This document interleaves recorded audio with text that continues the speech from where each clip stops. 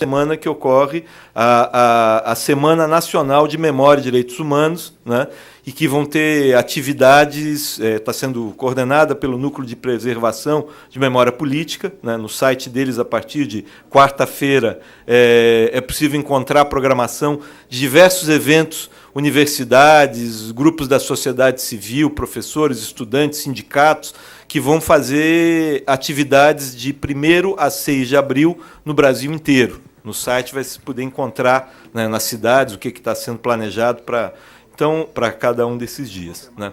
Então, eu queria deixar esses 2 recados e convidá-los a irem ao arquivo no dia 1º de abril, à tarde, para participar do evento de lançamento de uma parte do DOPS na internet. Tá? Muito obrigado.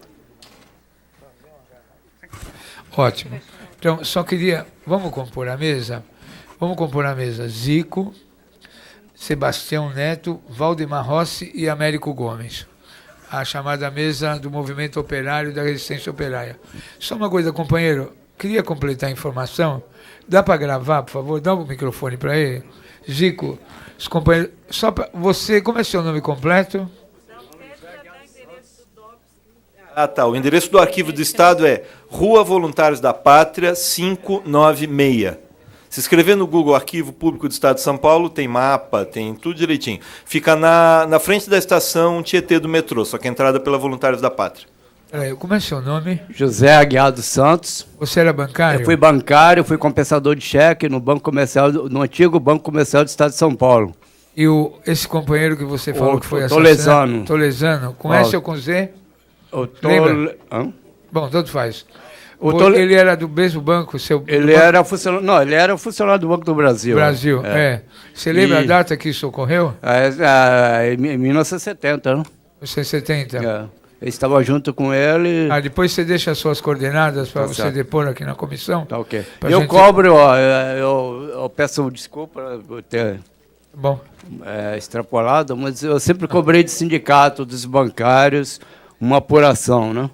Vamos lá. Inclusive, quando no segundo seminário sobre os presos políticos, lá na sede do sindicato, eu estava presente, e eu cobrei isso do doutor Paulo Abraão. Eu cobrei, deixei meu e-mail, e estou sempre dentro do sindicato bancário, já cobrei várias vezes. Eu tenho documentado em DVD isso aí. Em DVD? Bom, uma entrevista que eu fiz para uma psicóloga, para uma historiadora, então eu relato a história completa. Muito obrigado. Bom, estamos compostos a mesa? Zico, Valdemar, Neto. Obrigado. Rafael Martinelli. Rafael Martinelli nessa mesa também. Martinelli.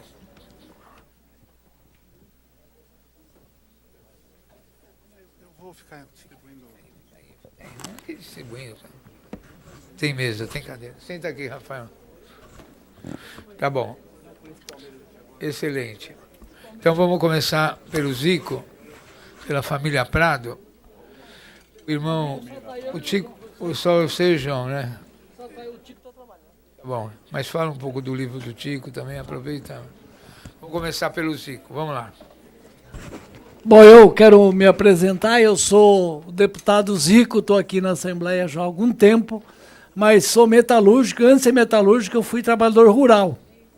Vim da roça em 69, porque eu ocupei uma fazenda em Santa Fé do Sul, junto com 136 agricultores e fui expulso, corrido, os militares me perseguiram lá e eu tive que vir esconder em São Paulo, em São Mateus, estou lá até hoje. Na mesma casa, no mesmo lugar, morando em São Mateus.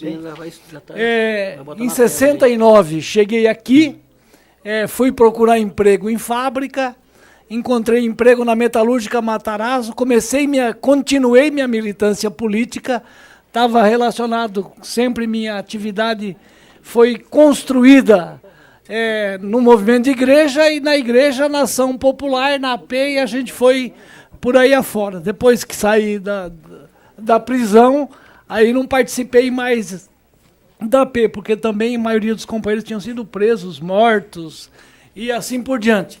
Então, em 69, eu trabalhei na Matarazzo, comecei algumas atividades políticas lá internamente, mas tive que sair porque comecei a estudar no Senai, fazendo um curso, e queria ser um profissional. Fui fazer ferramentaria no Senai Roberto Simonsen, lá no Brás. E que lá, para nós, metalúrgicos, era um vestibular muito grande para passar ali no Senai, não era fácil, não. Todo mundo lembra dessas... Então, saindo de lá, saí lá para arrumar emprego numa metalúrgica no Tatuapé, na rua Cantagalo, e lá estava me preparando para ser profissionalizado. Fui, com 2 meses de empresa, eu fui preso dentro da fábrica às 4 horas da tarde. O DOPS foi lá me buscar porque tinha caído vários companheiros metalúrgicos na época, e eu fui um deles que estava nesse rol.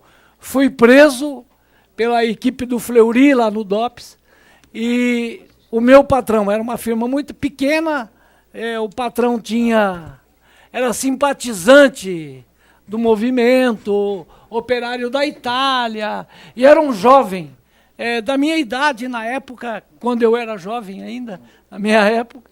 Então a gente começou a fazer, eu fui preso, fiquei dentro do DOPS, e eles foram para minha casa, lá em São Mateus, tomaram café, um café torrado do interior, que a minha mãe ainda tinha trazido, e para esperar meus irmãos chegarem, porque eles não sabiam onde meus irmãos trabalhavam. O João Prado, que está aqui, que depois pode contar uma parte da história dele, o João já estava em casa, porque ele trabalhava das 5 da manhã até as 1 hora da tarde. Uma outra minha irmã tinha se casado e trabalhava na metalúrgica Matarazzo junto comigo. Tinha se casado, tinha ido para o Maranhão para fazer um trabalho também de militância política lá no Maranhão.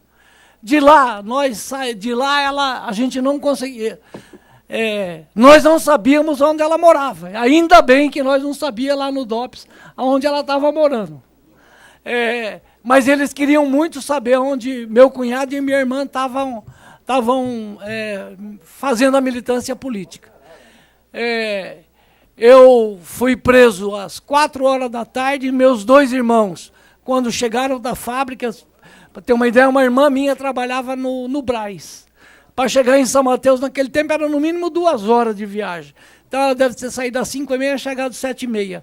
O meu irmão, o Tico, que a gente chama, esse que está escrevendo um livro de toda a história da nossa família, da prisão, de toda, ele chegou mais ou menos umas 7 horas em casa e ficou preso até chegar minha irmã, e depois eu vi a hora que eles chegaram que eu já estava preso no DOPS. O Fleury tinha já feito um comentário comigo que era melhor eu me jogar do 3º andar, acho que era o 3º andar, nem lembro, porque era uma situação tão...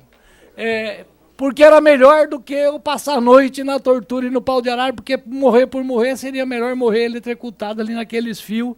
Mas era uma coisa que... essa tortura psicológica. Eu fui torturado no dia 30 de novembro, eu fui preso no dia 24, no dia 30 eu fui torturado. Da meio-dia às 8 horas da noite, com todo tipo que vocês já sabem que o DOPS praticava, não precisa aqui ficar contando os detalhes da tortura. Mas não conseguiram descobrir, fazer uma ligação da família toda com relação ao que a gente tinha vivido no interior, com todo aquele movimento da terra que nós tínhamos levantado lá na região. Não conseguiram fazer nenhuma ligação entre o trabalho comprovado que eu era da P, que nem meus irmãos eram da P. Quando eu saí da prisão, o Valdemar estava lá em casa, né? O Valdemar estava lá em casa, era acho que dia 23, 24 de dezembro. Eles não conseguiram. Mas eu fiquei sendo vigiado pela fábrica. Eu voltei a trabalhar na mesma fábrica, minha irmã voltou a trabalhar na mesma fábrica, e o meu irmão, que trabalhava na Filco, voltou a trabalhar na mesma fábrica. Com uma carta enviada pelo Fleury, que nós temos cópia até hoje, pedindo para não demitir nós. Fleury pedindo para não demitir, porque nós ficamos vigiados de 1971 até o final de 1974. Todo dia, a hora que levantava antes de ir para a fábrica, tinha um senhor na porta e outro na porta da fábrica, tanto minha como dos meus irmãos. E em 70, depois que o movimento foi crescendo, eu continuei participando do trabalho da igreja, na comunidade, com os bispos, da fundação da pastoral operária, do movimento contra a caristia. Tudo isso, esse trabalho, eu nunca deixei. Mesmo sabendo que dentro da igreja tinha sempre um agente do DOPS lá, ou no movimento sindical tinha agente do DOPS, a gente nunca deixou de estar participando só porque tinha um agente do DOPS lá. Em 76, eu faço uma conversa com o meu patrão que, junto numa discussão com os companheiros do movimento sindical, o Neto, o Valdemar, o Vitor, eu queria procurar emprego numa empresa maior. E fui trabalhar aí no ABC. Fiquei trabalhando lá 45 dias, que foi a primeira etapa. Me demitiram, me acharam. De lá eu saí, fui para uma metalúrgica aqui na divisa de São Bernardo e São Paulo, aqui no Sacomã. Fiquei mais 89 dias. Me acharam de novo, eu fui demitido. Saindo de lá, para confirmar tudo aquilo que o Ivan já mostrou aqui, da relação do DOPS com o movimento operário sindical que a gente participava. De lá eu fiquei, não conseguia mais emprego, estava com muita dificuldade de conseguir emprego, fiquei uns 6 meses desempregado praticamente. Depois arrumei emprego numa firma que não era metalúrgica e consegui ficar 2 anos. Consegui ficar 2 anos numa empresa porque não era metalúrgica. Ela era metalúrgica, chamava Monash, fazia aquelas maquininhas de carimbar preço de supermercado que naquela época o custo de vida rodava tanto, a firma trabalhava noite e dia para fazer aquelas maquininhas para registrar o preço. Trabalhei 2 anos, mas ela era registrada não como metalúrgica. A minha seção era metalúrgica, era ferramentaria. Mas o resto da fábrica era papel e papelão que fazia as etiquetas para fazer. Fiquei 2 anos lá, mas era muito pequena e eu já me achava que queria ir para uma outra grande. Fui para Caio. Fui trabalhar na Caio, lá na Penha. Uma empresa já em 78, por aí, 78. Fiquei 78, 79 na Caio. A gente conseguiu fazer 2 greves, né, Neto? Conseguimos fazer 2 greves para melhorar, porque na fábrica não tinha refeitório, uma fábrica com 1.800 operários, não tinha refeitório, não tinha banheiro decente para os trabalhadores, e todas essas condições que a gente via e que era uma luta nossa do dia a dia.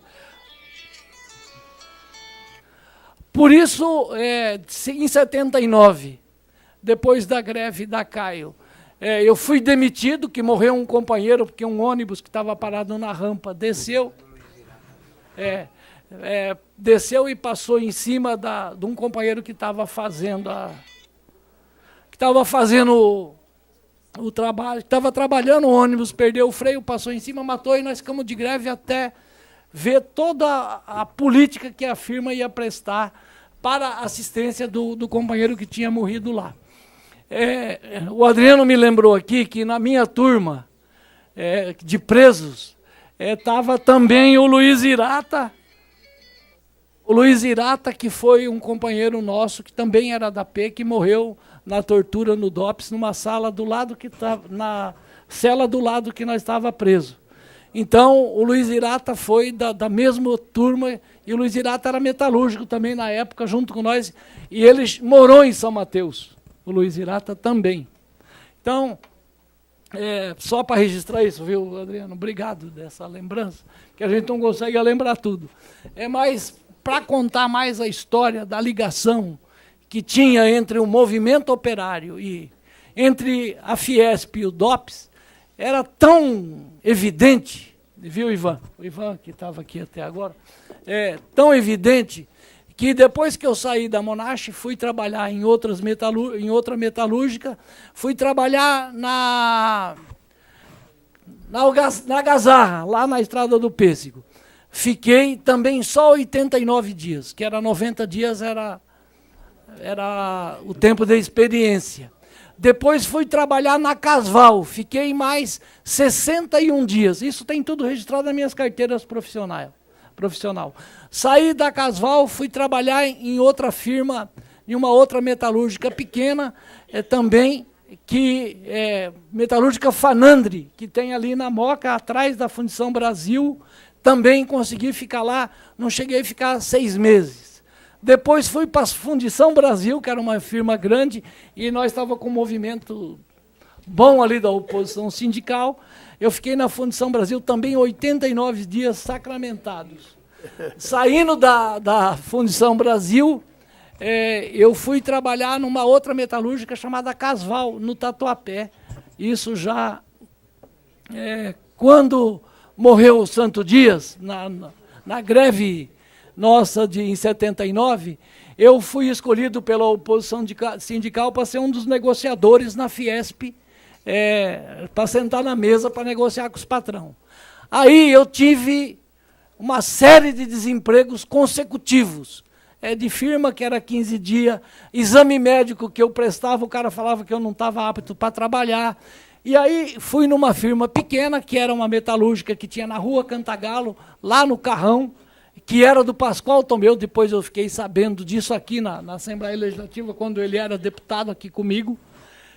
Eu fui perguntar para ele, fiz o teste, levei os papéis. No dia que eu fui levar os papéis para começar a trabalhar, no outro dia, a firma falou que já tinha preenchido a vaga, então que eu não tinha mais vaga lá. Quer dizer, a vaga minha já tinha dado para outro naquele dia. Naquele mesmo dia. Eu não tinha nem preenchido a vaga. O que não interessava é eu trabalhando. Depois tive, com a nossa luta da gente conseguir a estabilidade, com a entrada na CIPA, foi aí que eu consegui trabalhar depois de 82 até 84. Eu trabalhei na Monash, ali na Monash, fiquei lá um bocado de tempo, até 86, e de 86 a 90 eu fiquei na ICP, na qual eu estou lá registrado até hoje como metalúrgico e estou deputado. Então, para comprovar toda essa ligação que o DOPS tinha com os empresários, eu acho que não tem muito o que procurar. Está tudo evidente, isso não era só comigo, o Valdemar, o Neto, todos os nossos companheiros metalúrgicos de oposição sindical, comprovadamente vai contar a mesma história minha, porque era comum entre nós ficar todo mundo desempregado antes e durante as negociações na Fiesp ou depois da negociação da Fiesp. Depois de 79, na minha representação lá na Fiesp, aí foi a coisa mais difícil arrumar emprego, porque eu não dava nem para... Fazia o teste, passava, chegava, não assumia. Isso foi inúmeras metalúrgicas. Mas eu não podia deixar aqui de registrar da importância que tem, e cumprimentar o Adriano por essa iniciativa de montar aqui na Assembleia Legislativa a Comissão da Verdade, porque nós temos muito que esclarecer em São Paulo sobre essas questões do movimento operário, do movimento da luta pela liberdade e expressão política que nós fizemos no Brasil. Mas eu também queria anunciar para vocês que eu aprovei agora no fim do ano, o Ivan está cuidando disso junto. Nós aprovamos um memorial aqui na Assembleia Legislativa chamado Santo Dias, e que a gente vai escrever lá o nome de todos aqueles que lutaram e morreram aqui para ficar registrado nos anéis da Assembleia Legislativa. Acabei de aprovar, agora nós estamos esperando a Assembleia Legislativa implementar esse projeto e esse memorial aqui na Assembleia Legislativa. Muito obrigado pela experiência, pela... Ótimo. Tem... Fernando, você vai embora? Eu queria que o Delmar Matos, que na clandestinidade também era operário da Arno, alemão, ficasse aqui do lado da gente, com o Zico, com o Valdemar. Vem para cá, Delmar, nosso companheirão, Delmar Matos. Vamos lá. Então agora... Não, fica aqui, Zico, cabe tudo. Fica aqui, Zico, fica aqui. Não, deixa eu dar... Então agora vamos começar. Segura. Valdemar Rossi. Boa tarde. Eu quero dizer que fico muito satisfeito de poder encontrar com tanta gente que a gente se conheceu na luta, não? Na resistência, e a gente poder colocar em comum um pouco a nossa contribuição a este trabalho importante da Comissão da Verdade, não? E quando o Adriano Diogo anunciava no começo, né, 2 comunistas e anarquistas, né, eu me lembrei imediatamente da mesma fala do comandante do 2º Exército no ano de 80, quando tinha que pegar autorização para entrar no gramado do Morumbi por conta do encontro com o Papa. Todos que foram apresentados no nome foram aprovados, menos o Valdemar Rossi, porque ele era um comunista quanto mais. Até hoje eu não sei onde está o Tomás nessa história, mas, de qualquer forma, ao me colocar entre os comunistas que lutaram e que merecem o título, eu fico muito feliz, né? Porque os ideais revolucionários não podem morrer. Bem, a informação que eu quero passar em nome do projeto Memória e com a participação importantíssima do IEP, que é comandado pelo Neto, é de que nós estamos fazendo a recuperação histórica do trabalho, da luta da oposição sindical, que já foi colocado uma vez como uma verdadeira saga, que vai ali desde os anos 67 até a metade dos anos 90, na luta contra a estrutura sindical brasileira, de denúncia do trabalho que faziam, de traição que faziam os pelegos colocados pelos militares, mas também de denúncia dos ataques que os militares faziam em cima dos direitos dos trabalhadores. Evidente que, a começar no Sindicato de São Paulo, Metalúrgico de São Paulo, nós tínhamos uma visão estratégica. Sindicato mais importante da América Latina na época, porque não é um sindicato onde estão empresas que produzem um determinado produto, mas que produz de tudo que está relacionado com a metalurgia, com material elétrico, eletrônico e tudo mais. Isso aqui era básico para a implantação do novo modelo industrial bancado pela ditadura militar. Não podemos esquecer, dentro que eu já vamos dizer daqui a pouco, temos que colocar isto. A nossa compreensão é de que o golpe militar veio para mudar o modelo econômico do país.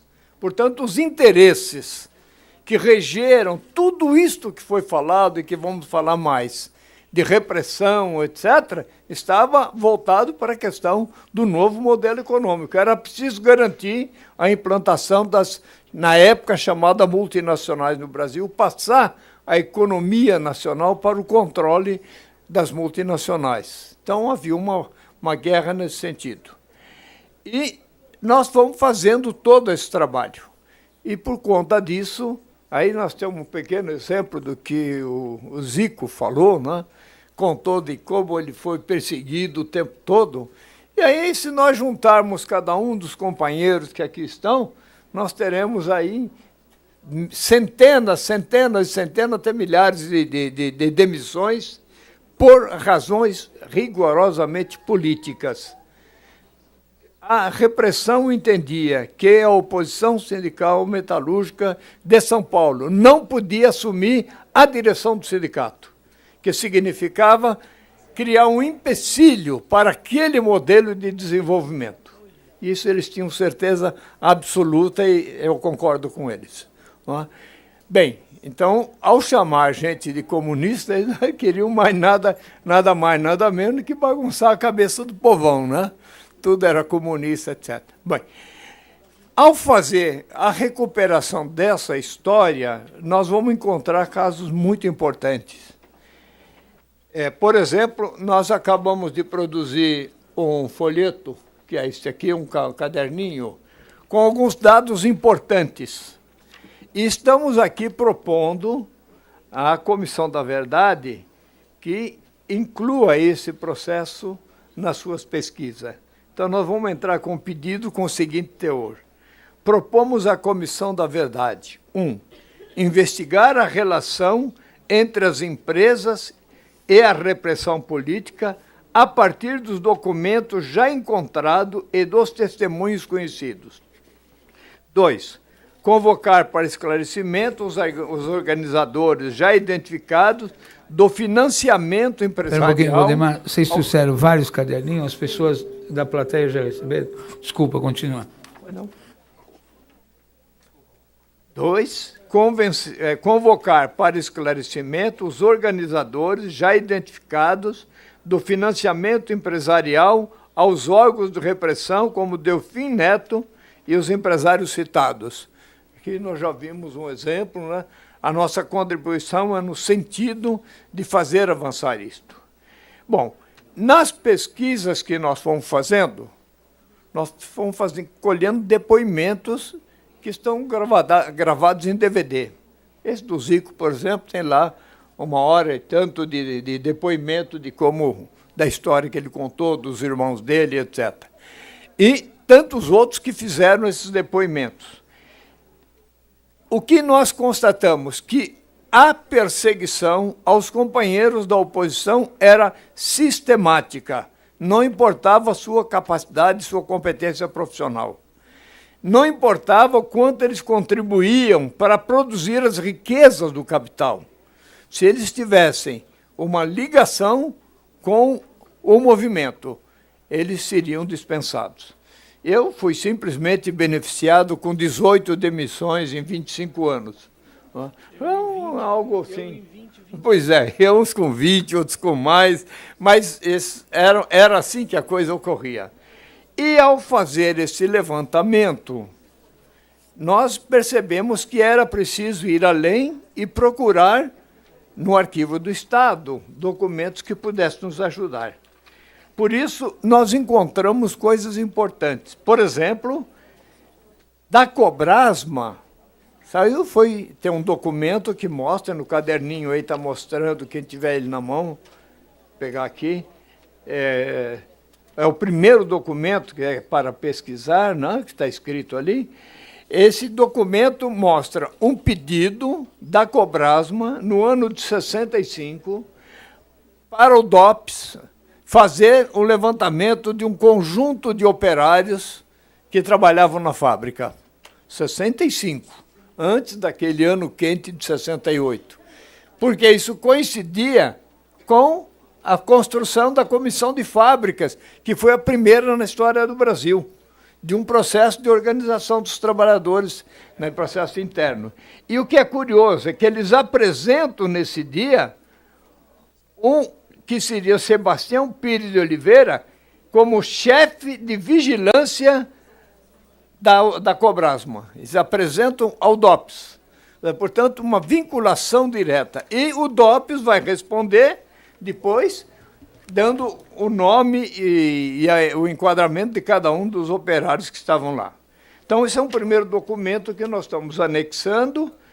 O segundo está relacionado com a Tecnoforjas da Zona Leste, que enviou documentos, fichas cadastrais, né, de uma quantidade de trabalhadores que participaram de uma greve. Mandaram para o DOPS. Foi encontrado... O Albino é meu cunhado. Hein? O Albino, meu cunhado. Então, o Albino, isso aqui, o cunhado dele era um deles, né? Isso aqui mostrando. Então, isso encontraram no DOPS. O terceiro documento, que é muito importante também, está ligado a uma lista negra do ABC. As fontes de informações estão aí colocadas claramente. Tem o caso também da Monarch, na Zona Sul, que enviou para o DOPS ficha de 200 dos seus trabalhadores, porque tinham participado de uma greve. Estão lá as fichas, cujas cópias, algumas estão aqui para os senhores verem. Não? Bem, e finalmente nós vamos ter uma lista negra. Ah, perdão, aí está fazendo, não tinha percebido. O Neto me avisou, mas eu esqueci. E depois nós temos uma lista negra organizada pela Associação dos Administradores do Pessoal de Santo Amaro, atual Associação Paulista de Gestores de Pessoas. E esta pessoa fez essa declaração, ela participou do processo, ela fez, está gravado isso para nós também. E, finalmente, nós temos um documento sobre as mortes numa das fábricas mais criminosas aqui da cidade de São Paulo, que foi a Aliperte. Trabalhadores morriam lá dentro em acidentes, eram levados para fora e depois era dado a morte como qualquer outra razão. Uma quantidade enorme, e nós só temos uma lista que vocês estão vendo lá, a partir de 86, fora as outras que nós não sabíamos. Como ocorria isto? Tinha um diretor do sindicato? Sim, tinha diretor do sindicato lá dentro e mais. Mas como ocorria isto? Digamos assim, a disciplina interna, né, o controle interno, era feito por um delegado que morava lá na região. E tinha ligação direta com o DOPS. Bom, então, a partir disso, desses documentos, que já, digamos, endossam um pouco o que já foi apresentado, nós estamos dando esta contribuição e pedindo que, se possível, a Comissão da Verdade encabece por aí, porque nós queremos deixar claro aquilo que foi colocado aqui hoje, várias vezes. Havia ligação direta com os empresários da Fiesp com o DOPS. Havia ligação direta dos empresários da Fiesp com o DOI-CODE. E tem um caso específico do companheiro Castro, como é que é o... Clóvis de Castro, que declarou, está gravado isso também em DVD, que ele foi levado para o DOPS e do DOPS foi transferido para o DOI-CODE numa das peruas da Folha de São Paulo, diretamente vinculado com esse trabalho da repressão. Então, o que nós colocamos, que é uma aparente contradição, porque é só aparente, isso é da natureza do sistema capitalista, é que aqueles que produzem as riquezas são obrigados a se portar como carneiros. Não têm o direito de se sentir como pessoas, seres humanos, que possam reivindicar seus direitos. A história do movimento operário é assim. E no Brasil, no tempo da ditadura, não foi diferente, foi muito pior. É preciso que essas coisas fiquem muito claras para que as atuais jovens gerações e outras que virão possam conhecer a história da luta dos trabalhadores do Brasil. Eu queria encerrar isso lembrando que estavam aqui presentes, não sei se ainda estão, alguns companheiros ligados à história da Perus. E um deles é o Salvador Pires, que foi presidente da Frente Nacional do Trabalho e que participou também de todo esse processo de repressão.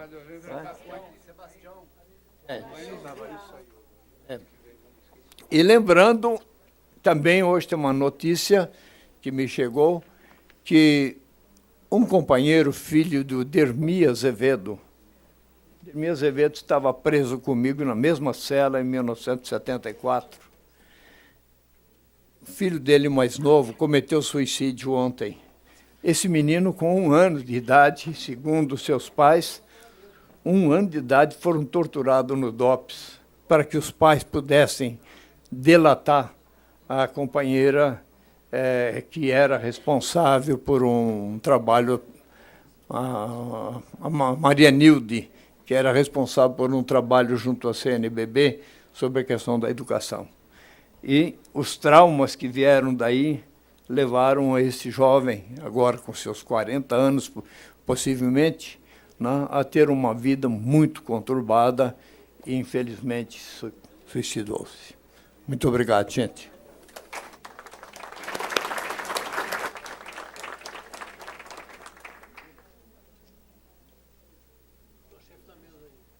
Delmar, você é o mais velho de nós aí, fala você.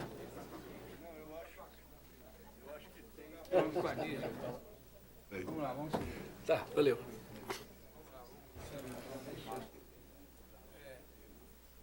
Eu até peço desculpas, Valdemar, o Anísio teve que sair, a gente ia chamar também o companheiro Anísio. Só queria complementar, o Neto, Sebastião Neto, complementa o informe do Valdemar. Tem som aqui? Tem, né? Primeiro, um esclarecimento da questão anterior. Uma luta histórica do movimento operário em relação ao sistema S, a estrutura sindical que mantém a Fiesp. Tá? A Fiesp fica, as federações das indústrias ficam com 7% dos atuais 13 bilhões por ano como taxa de administração do dinheiro do sistema S. É 7% de 13 bilhões. A pessoa que melhor trabalha essa questão é a Sueli Caldas, que é um economista que não é bem progressista, e o Celso Ming. E a esquerda não fala nada sobre isso. Né? É uma questão muito séria, a CUT tem uma condição histórica de criticar que isso não tem transparência. Nós estamos falando, então, que eles têm para administrar livremente alguma coisa, seria hoje 1,5 bilhão de dinheiro, 1 bilhão e pouco, livremente, sem controle. Então, e tem um sistema cruzado, que a doutora Gilda Graciano fez um baita dossiê, que ela foi funcionária do SESC, entregou para a CUT há uns 20 anos atrás, sistema cruzado de contratação de consultorias. Então, pode ser que esse funcionário do SESI, ele era um funcionário prestando um serviço para a Fiesp e vice-versa. Então, assim, eu tenho um funcionário aqui que me custa R$10 mil, pago pela folha do SESI, ou do SENAC, ou de qualquer um, e empresto ele para uma instituição irmã com um contrato de R$1.000. Qualquer coisa desse tipo, ou o contrário. Tá? Isso é um... Tem que lembrar que quando o SCAF foi candidato a governador, já tinham 37 ações por uso indevido do dinheiro do sistema Senai em propaganda política dele. Nós estamos falando da coisa mais podre que tem no Brasil. Os caras falam do dinheiro das centrais sindicais, mas esse é o dinheiro que interessa. E quem nos disse isso foi o Eros Zilberstein, que é um baita consultor empresarial. No debate lá com o Postman, ele falou, olha, vocês ficam discutindo isso aí, o dinheiro que interessa é o do sistema S. Esse é o dinheiro que nos interessa. E quando esse jovem que foi presidente, chama Laffer, como chama? Piva, nós chegamos a um pré-acordo com ele na época, que nós estávamos com força na CUT. Ele dizia, legal, a gente publiciza o sistema S, mas o acordo é o seguinte, o passado é o passado, morreu. Falou isso para a gente em reunião fechada. A gente publiciza, legal, porque a CUT tinha um movimento muito forte no sentido de tornar pública a gestão do sistema S. Então nós estamos falando que anda reclamando de educação no Brasil de 13 bilhões de reais. 13 bilhões de reais. Dinheiro público, sistema S, tá? Então, a pista segue o dinheiro, sempre. Seguir o dinheiro significa saber quem contratava, quem pagava, que contrato esse cidadão que visitava o DOPS tinha com a Fiesp. A Fiesp não pode simplesmente dizer, não era funcionário nosso, não era diretor nosso. Está mal explicada a questão. Bom, a segunda coisa, muito para complementar aqui, todos os documentos que estão aqui são do Arquivo Público do Estado de São Paulo. Não sei se o Lauro saiu. Mais uma vez, queria agradecer a baita cooperação técnica. Né? Nós podemos reclamar de tudo, mas não dá para reclamar do apoio que o Arquivo do Estado tem dado aos pesquisadores lá. É uma coisa muito, para usar uma palavra hipergasta, republicana mesmo. Né? Só tem a foto aqui dos mortos da Liperti. Né? Nós levantamos alguma coisa por volta de 30 mortos na Liperti. Mas nós não temos... Para isso deveria buscar o registro do 35º distrito, é uma coisa complicada, nós não temos estrutura para isso. Mas o que interessa aqui não é que são os mortos são um problema de acidente de trabalho ou de trabalhista. O problema é que esse delegado, que tem o nome aqui, o delegado Bandeira, ele circulava dentro da Liperti com o carro da polícia. Então, se um trabalhador chegava bêbado, por exemplo, tinha um chiqueirinho dentro da Lippert, tá certo? E tinha, os pessoal usava fuzil com cano cortado, é um negócio impressionante a Lippert. Mas tinha outras também que tinha coisa. Então, qual a ideia nossa aqui? O Valdemar vai protocolar formalmente, que nós vamos fazer as formalidades formais, né? Um pedido que nós estamos fazendo são duas questões básicas, né? Que aquilo que nós já temos documentos, que sejam chamadas as empresas e as pessoas responsáveis aqui na Comissão da Verdade. Que já temos documentos aqui, tá? Ou seja, uma ligação provada com o arquivo do DOPS, que essas fichas de empregado que estão aqui estão com carimbo do DOPS. A lista do ABC, o Elias está ali, ó, é um que está nessa listinha, é do processo dele, que ele foi buscar no arquivo do Estado, é uma lista gorda. E o pessoal do ABC, que fez a greve de 80, Elias, não, tem várias anotações de companheiros. Quem foi demitido naquela data não arrumou emprego mais no ABC. Por isso que todo mundo juntava as carteiras. O próprio pedido de anistia do Elias, ele põe. Essa carteira está modificada, que foi obrigado a fazê-la, papapá, etc e tal. Tá? Então, aqui tem muito... O Albino, que é o cunhado do Zico, né, que está aqui nessa ficha da Tecnoforja, ele denunciou para a gente, no vídeo lá no Projeto Memória, que nós estamos fazendo para a comissão de anistia. Né? Vamos entregar até setembro. Do levantamento. Aí nós fomos no DOPS buscar pelos nomes, nós tivemos uma lista de 40 presos nossos, tá certo? E tinha, porque sempre o trabalhador fala, eu não consegui emprego, que eu fui entregue, e tinha do Albino realmente, e tinha pior, tinha ficha de registro de empregado. O Américo aqui, ó, ele fez a pesquisa paralela a gente, o pessoal da ex-convergência, né? Vai falar depois, a ficha dele, do Mancha, né? Estão nessas fichas da Monarch. Tá? Então nós estamos falando desses fatos. Então eu acho que a gente tem que chamar essas pessoas. A Terezinha, eu vou falar o nome aqui, mas a gente tirou o nome dela daqui A gente fez um protótipo, depois decidimos tirar a foto e o nome dela aqui. Né? Mas é da empresa Suzer, de Santa Amaro. A gente está se prevenindo, não está botando agora. Quando chamar, a gente põe ao vídeo, dá tudo para a comissão aqui. Mas ela era uma funcionária média. E era quando o cara não podia ir na reunião dos RH, a gente chamava, né, que não era RH, era administrador de pessoal de Santa Amaro, então tinha a lista de quem não podia arrumar emprego na região. Nós estamos falando disso. Né? Então, esse documento, Adriano, a gente espera que possa contribuir.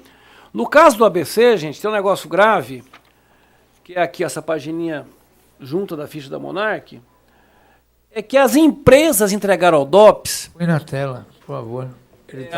Ajuda aí, Vanessa. Cadê a Vanessa? Saiu para fumar? Cadê a Vanessa?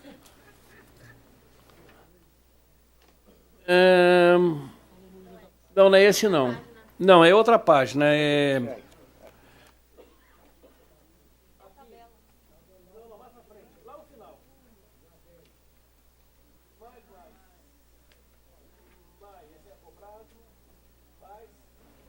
Mais um ano.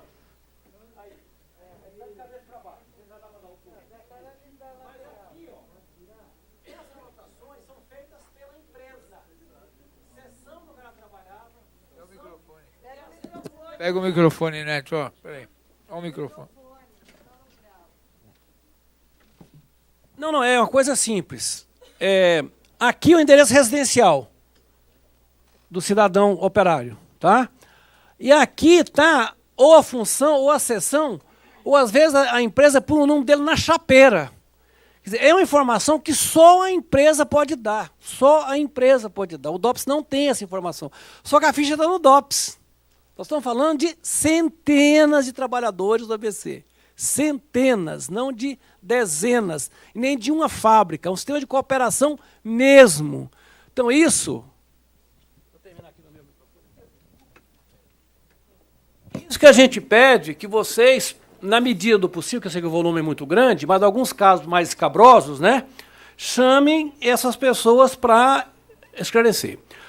Nós pegamos do livro do Hélio Gaspari, A Ditadura Encurralada, a parte que ele conta a primeira reunião da caixinha que o Delfim organizou com o Gastão Vidigal, lá na antiga Carta da Dona Veridiana Prado, que é aquele clube que está na esquina da Higienópolis com a Maria Antônia e Dona Veridiana e Marquês de Itu, acho, o Major Sertório.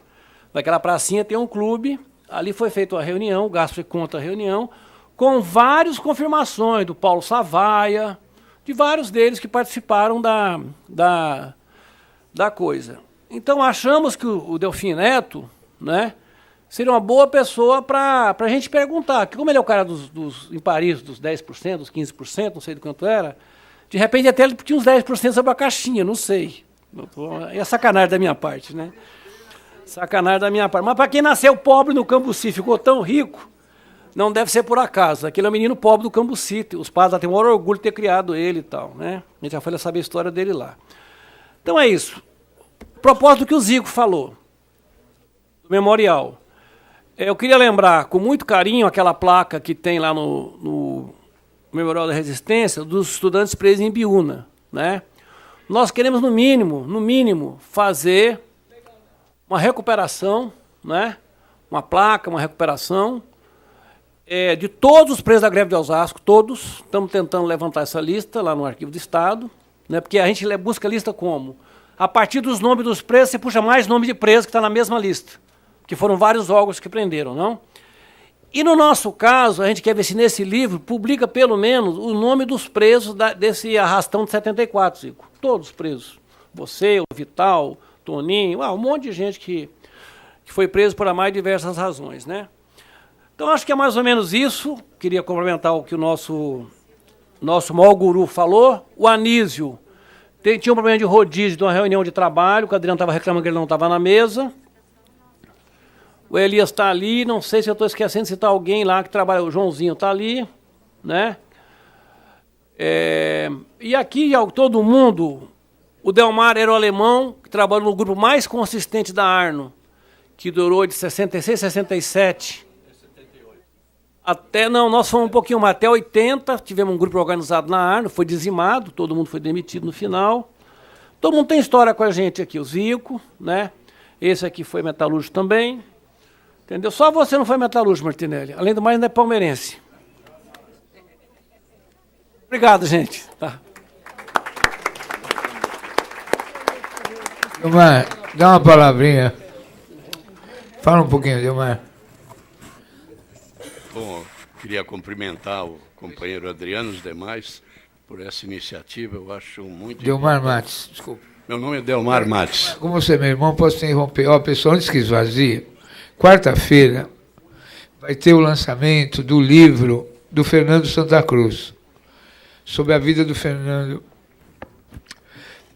O Zico estava falando da AP, da Ação Popular. Então, vai vir todo o pessoal da família Santa Cruz no lançamento da quarta-feira, viu, Nivaldo? Então, é importante, vamos trazer a professora aqui da revista Foi Embora, que também era da AP da Bahia, mas vai ser um dia muito forte, muito importante, da recuperação da memória do companheiro desaparecido político, agora com a notícia que ele desapareceu lá no forno da usina Cangaíba, lá em Campo dos Goitacazes. Então, quarta-feira, lançamento. Amanhã também tem uma audiência forte, que é do Ailton Mortati, do companheiro Ailton Mortati. Mas quarta-feira, lançamento da família Santa Cruz, do livro Delmar, meu irmão, com a palavra. Bom, alô. Eu sou geólogo e eu tenho uma situação um pouco peculiar em relação aos companheiros que me antecederam e outros, possivelmente, que vão depor, porque eu militava no movimento estudantil, era na época do PCdoB, depois entrei na ala vermelha, e quando ocorreram em São Paulo, aliás, eu já estava no Mato Grosso trabalhando por perseguição, por violência da repressão, e eu tive que me deslocar para São Paulo. Chegando em São Paulo, eu entrei na clandestinidade. E aí fiz uma opção, porque eu tinha duas alternativas. Ou eu iria para o exterior como exilado, ou ficaria no Brasil. E para ficar no Brasil, evidentemente, eu queria contribuir para derrubar a ditadura. E achava que o melhor caminho era entrar na fábrica, porque eu tinha esperança que, efetivamente, seria do movimento operário que nós tínhamos uma transformação do Brasil e seria capaz de dar uns passos importantes para a derrubada da ditadura, como foi demonstrado posteriormente, historicamente. De modo que eu vivi na fábrica uma situação muito peculiar. Eu estava na clandestinidade, tinha outro nome, e a polícia, os órgãos de repressão, em todas as delegacias tinham o meu nome, eu era procurado, e assim mesmo eu fui trabalhar na fábrica como operário. Imagina uma dificuldade para você fazer o movimento sindical, porque eu queria uma coisa muito mais do que o movimento sindical, porque eu era comunista, eu era socialista, eu queria uma transformação profunda do Brasil. Muito bem. Então, era uma dificuldade muito grande, inclusive eu não frequentava as reuniões da oposição, só meio acompanhava de fora, o Valdemar sabe muito bem, porque eu não podia me expor, eu era perseguido em pelos órgãos de repressão, e meu nome estava lá, e, enfim, inclusive recebia recado que se eles pegassem, acabavam comigo, e nessa situação mesmo eu topei. E eu acompanhei as greves com essa dificuldade, trabalhei, a última fábrica foi na Arno, fizemos aquelas greves lá na Arno, eu fazia aquilo com muito cuidado, com muitos meandros para tentar não me expor muito, mas, ao mesmo tempo, dando força ao movimento. Eu não tenho, por isso, por incrível que pareça, minha casa foi invadida várias vezes. Com tudo isso, eu criei minha família, meus filhos. Minha companheira me acompanhou todo esse período. E hoje eu sou muito grato e reconheço a todos, inclusive os companheiros da oposição, que reconheciam essa situação. Quem estava mais próximo de mim sabia que eu não podia me expor muito. Mas o que eu queria, como eu não fui preso, eu sabia que existia a repressão nas fábricas, nós sabia que existia o DOPS e o papel dele, o que eles faziam, isso a gente tinha pleno conhecimento. Mas eu não tive um caso próprio de demissão, porque eu passei nessas fábricas todas com esse cuidado e nunca fui preso. Nunca fui preso e também não fui demitido nas fábricas. Talvez isso seja um motivo de elogio ou vitória, de modo que eu não tenho um dado concreto aqui para contribuir com os companheiros da comissão, mas eu queria fazer apenas duas observações. A primeira, eu acho que essa repressão toda, ela começou com o golpe de 64. É bom lembrar, nós todos sabemos, porque quem montou o golpe teve o apoio dos empresários, foi também apoio financeiro, e, acima de tudo, contou com um apoio do governo americano, na figura do embaixador Lincoln Gordon. Lincoln Gordon saía para esse Brasil lá fora, articulando o golpe, interferindo diretamente nos destinos do país. Era uma invasão direta na nossa autonomia, na nossa soberania. Eles ajudaram, inclusive no dia do golpe. Antes do golpe, já a frota americana estava preparada, totalmente preparada, se o golpe não fosse vitorioso para intervir. Eles criaram entidades como o IPES, o IBAD, que arrecadava recursos e fazia propaganda. Além de arregimentar o exército, eles já tinham feito, em parte, esse trabalho ideológico desde a Segunda Guerra Mundial, eles fizeram toda uma articulação com os empresários, mandaram pessoas do Peace Corps, e, aliás, na palavra do próprio embaixador dos Estados Unidos, é o seguinte: contamos com dezenas ou centenas de milhares de pessoas próprias para apoiar o golpe. Isso na declaração dele. Eu aqui estou meio despreparado, podíamos até consultar a fonte. Ou seja, eles prepararam a famosa Marcha com Deus pela Liberdade, mobilizaram o setor conservador da igreja, tá certo, para apoiar o golpe, criaram uma opinião pública e para derrubar o governo João Goulart. Qual era o interesse? O Valdemar acho que abordou muito bem. Havia um interesse estratégico dos Estados Unidos. De um lado, evidentemente, colocar o Brasil do lado dos Estados Unidos, sabiam da importância estratégica que tinha o Brasil, nessa famosa frase, para onde vai o Brasil, vai a América do Sul, vai a América Latina, pela sua importância política em relação à África também, em relação à América como um todo, e tinha também os recursos minerais que o país tinha, e era importante estrategicamente que, evidentemente, o Brasil tivesse uma política alinhada com os Estados Unidos. E eles fizeram tudo isso, apoio dos empresários, articulação com os órgãos repressivos, apoio do Exército, de modo que o que foi acontecer?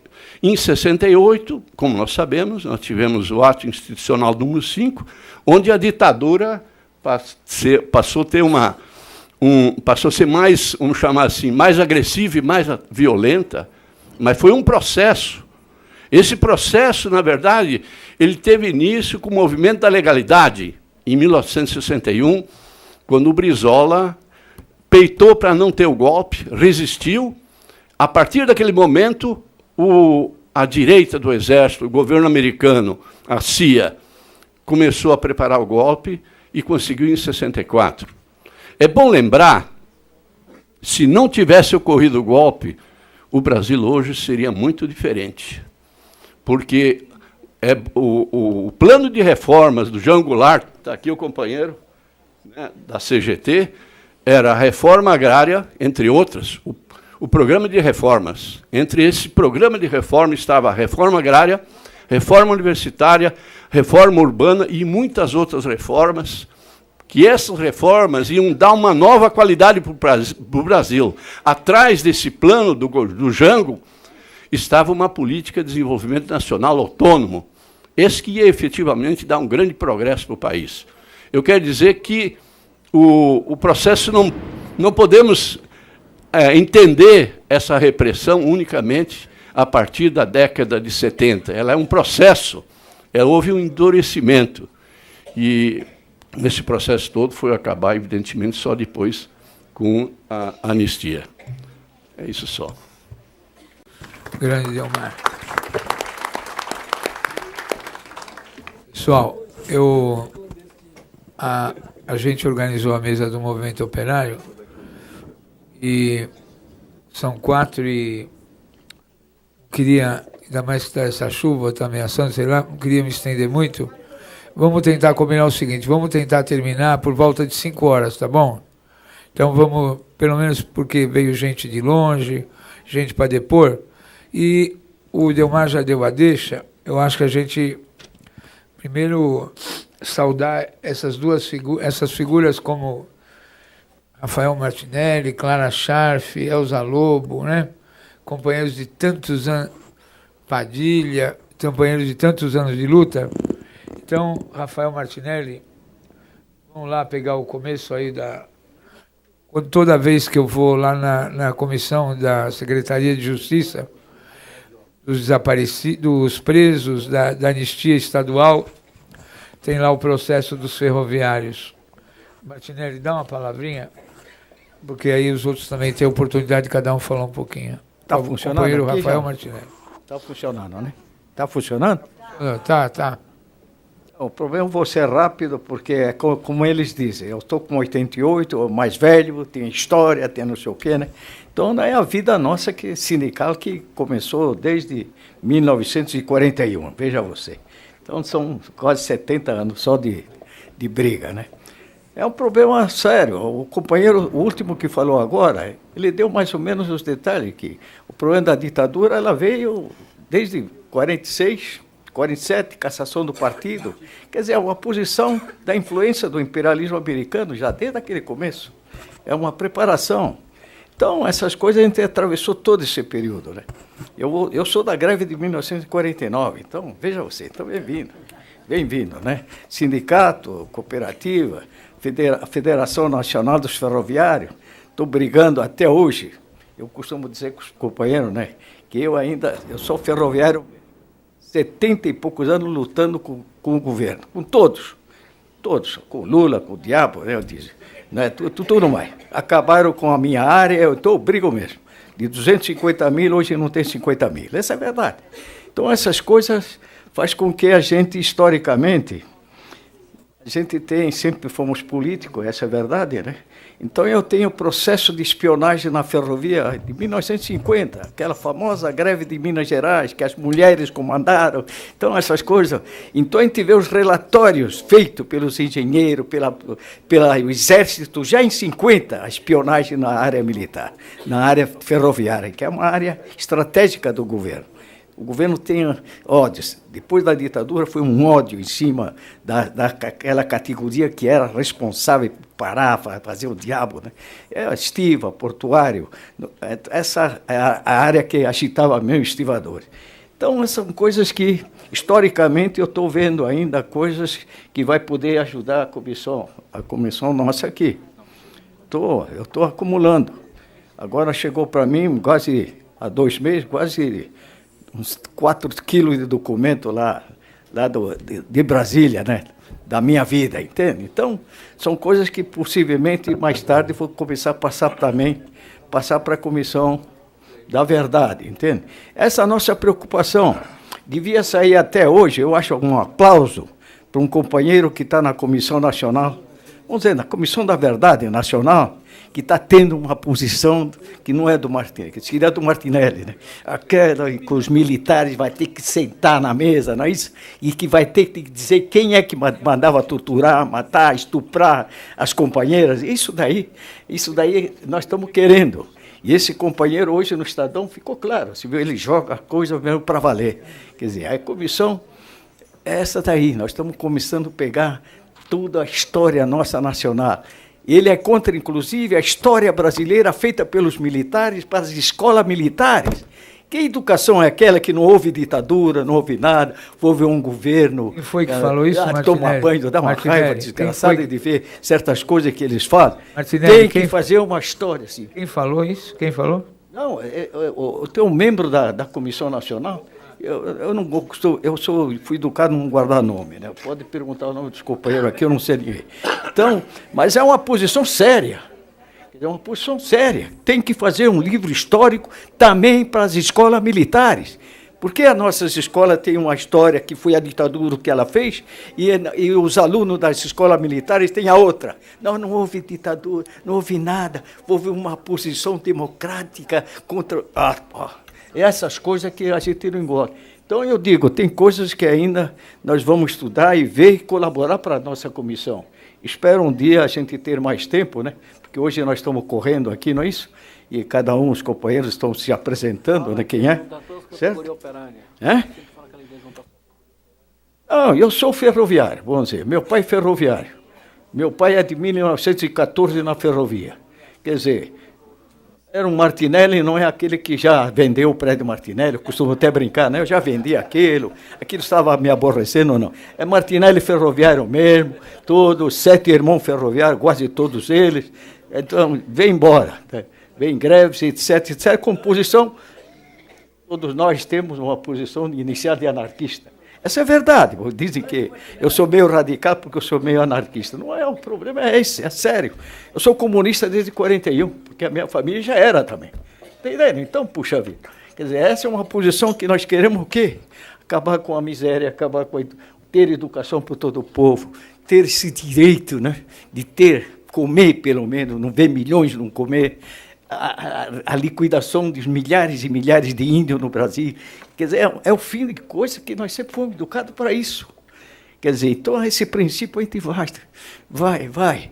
O meu pai já morreu. O Martinelli está com 88, então vai morrer. Os meus filhos já mais velhos estão com 65 anos, não sei se vai ver esse socialismo ou essa coisa que nós estamos lutando. Mas esperamos um dia, né, que a gente tenha essa coisa. Eu só queria agradecer aos companheiros, elogiar o companheiro Adriano.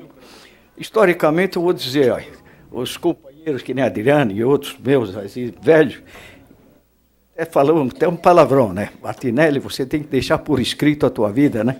Então parece que agora está já com 450 páginas lá, né?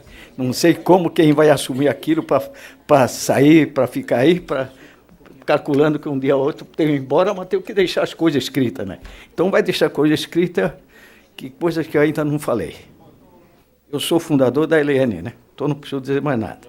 Então, para chegar no ponto da fundação da LN, que briga nós tivemos dentro do partido, isso é uma coisa histórica, né?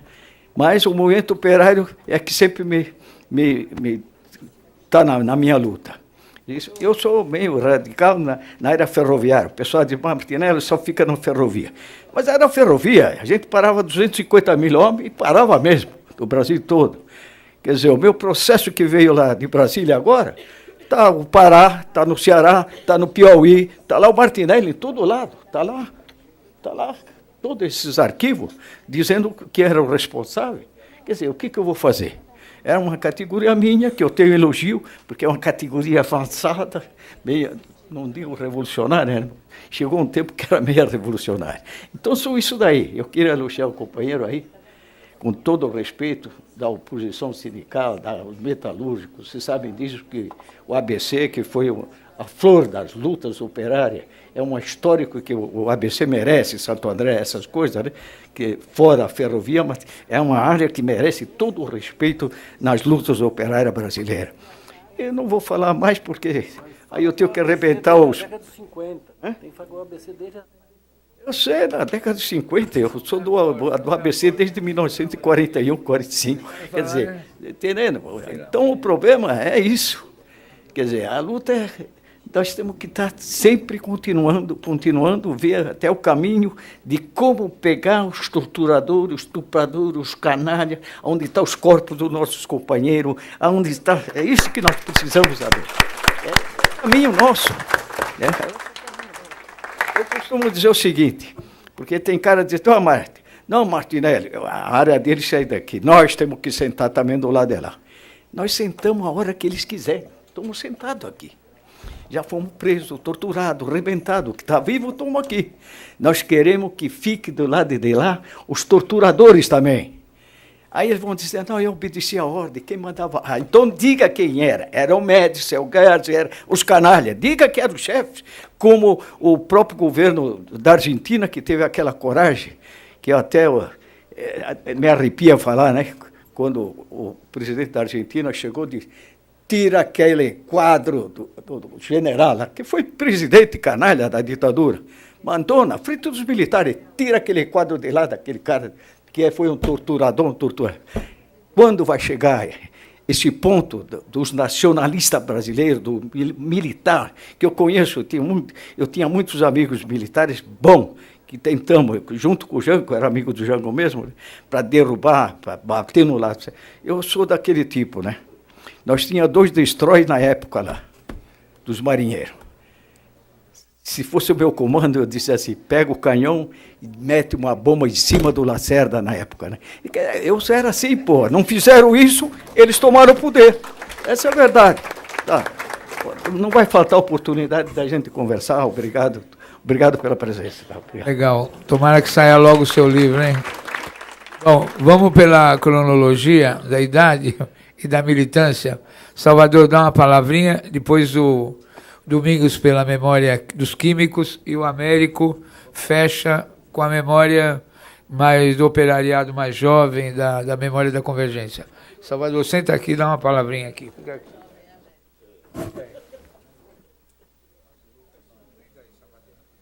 Salvador Pires.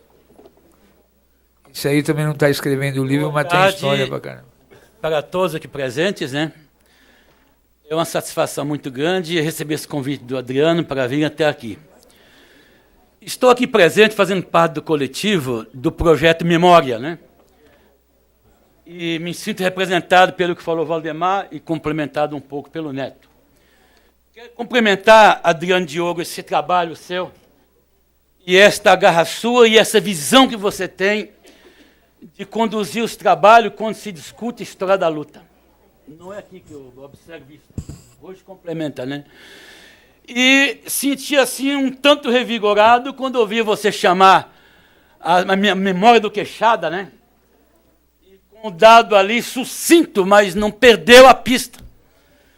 Quando você, já na nossa sessão de audiência da anistia, lembre de Nelson Pereira de Jesus. E o Nelson Pereira de Jesus tem uma característica que era um operário recentemente vindo do norte de Minas Gerais, um metalúrgico anônimo, e foi assassinado com 3 tiros a queima-roupa pelas costas, porque reclamava a diferença no pagamento de horas extras, né?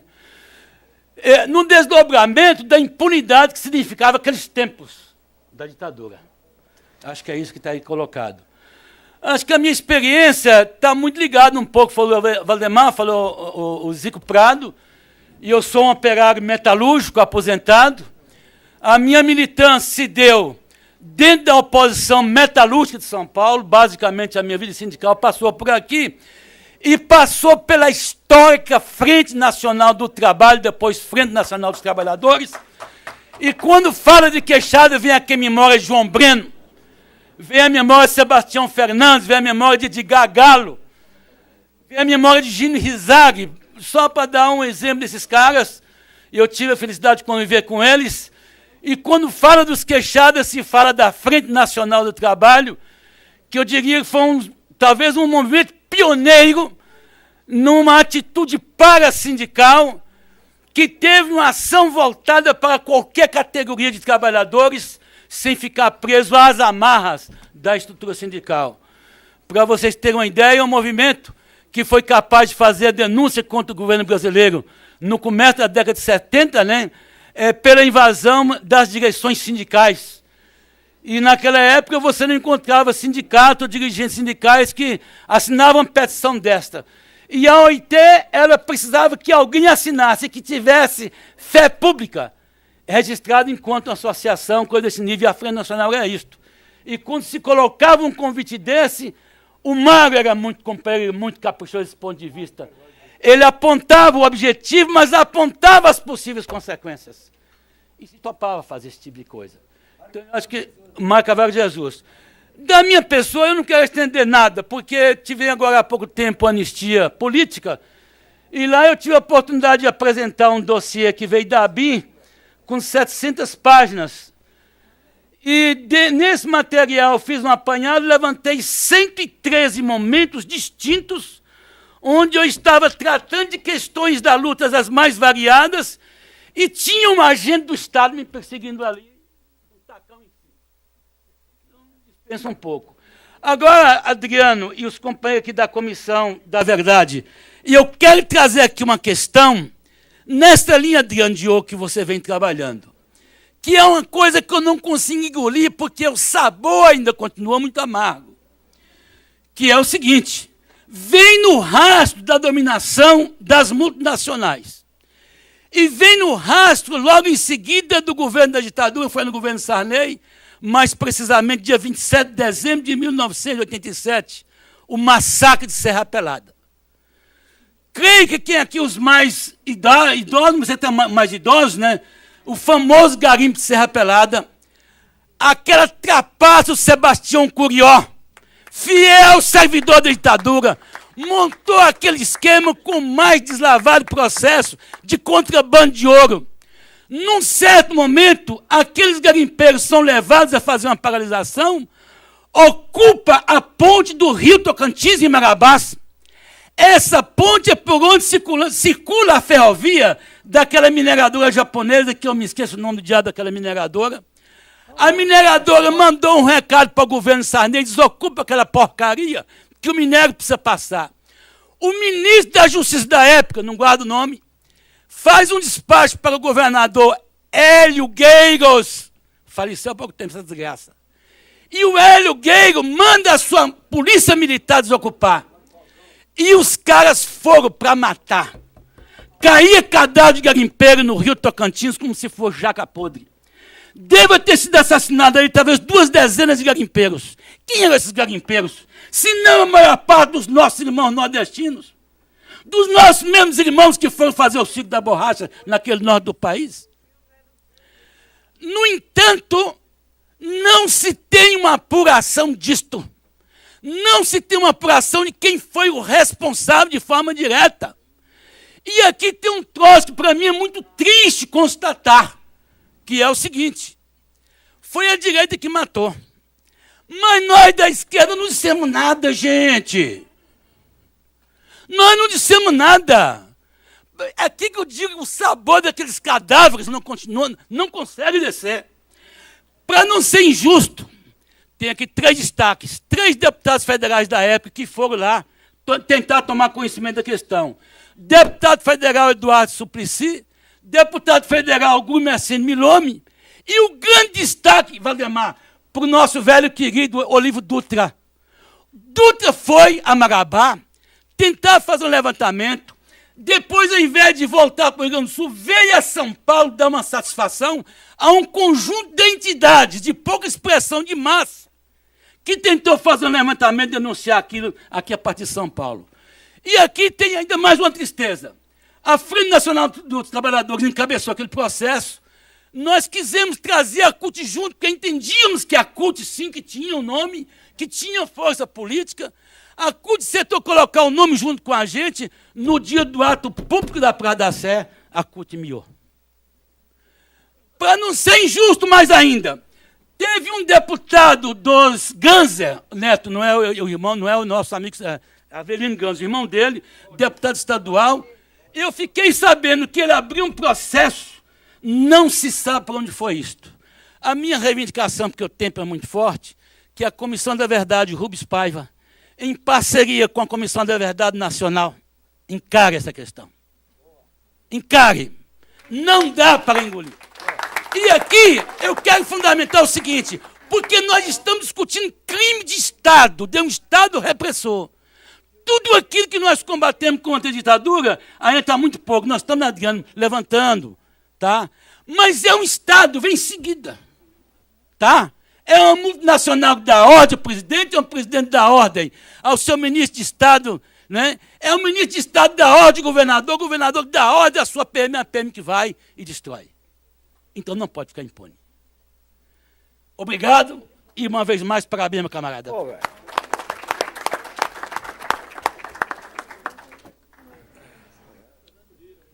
Do Fernando Lira. Não era o Lira, não. Não posso ir junto com o Lira, não. 85.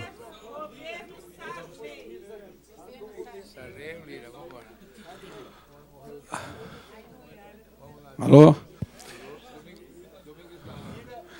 Galante, Eu Memória sou dos Químicos. Químicos, Domingos Galante, do Sindicato dos Químicos. Eu pertencia à diretoria de 82 a 89. E foi, o sindicato ganhou, nós ganhamos a diretoria lá em 82, a partir de uma oposição que durou de aproximadamente 78 até 82.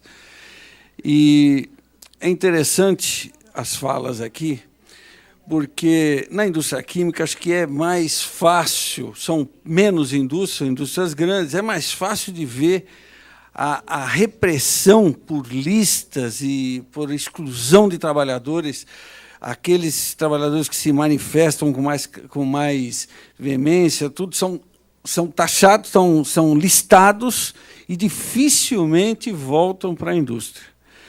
Então, naquele período de oposição, na década de final dos anos 70, começo dos anos 80, os companheiros que foram sendo perseguidos nunca mais voltavam para a indústria química. Isso daí, essa organização também era uma organização de RHs lá na Zona Sul, que elaborava listas e as mantinha. É a mesma, né? É a mesma.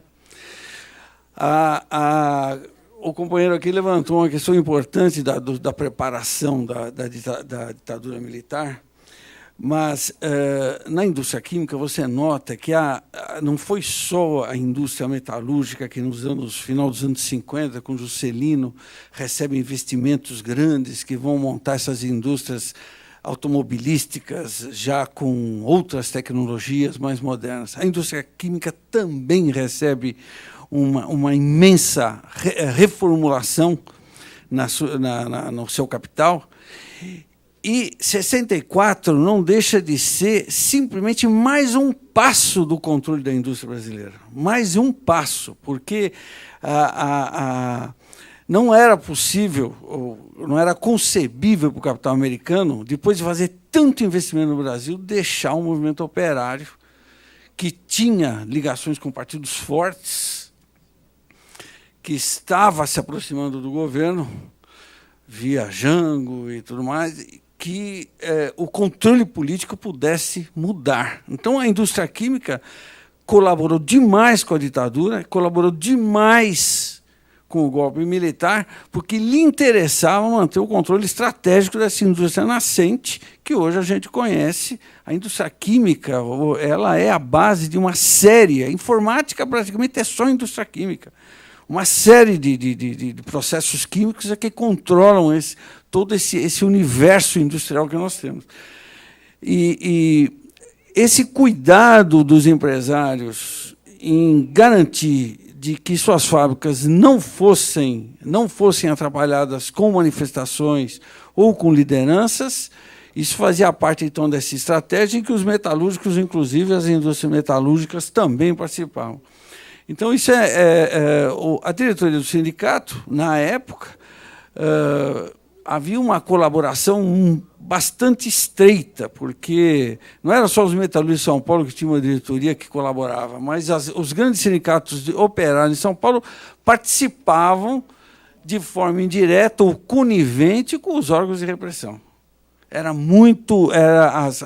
A Federação dos Químicos Estadual teve vários diretores presos, torturados, que retornavam ao trabalho depois de torturados. Não eram demitidos, eram diretores ou diretores de base, retornavam ao trabalho para continuar a vigilância, que era essa vigilância que foi citada aqui, continuando.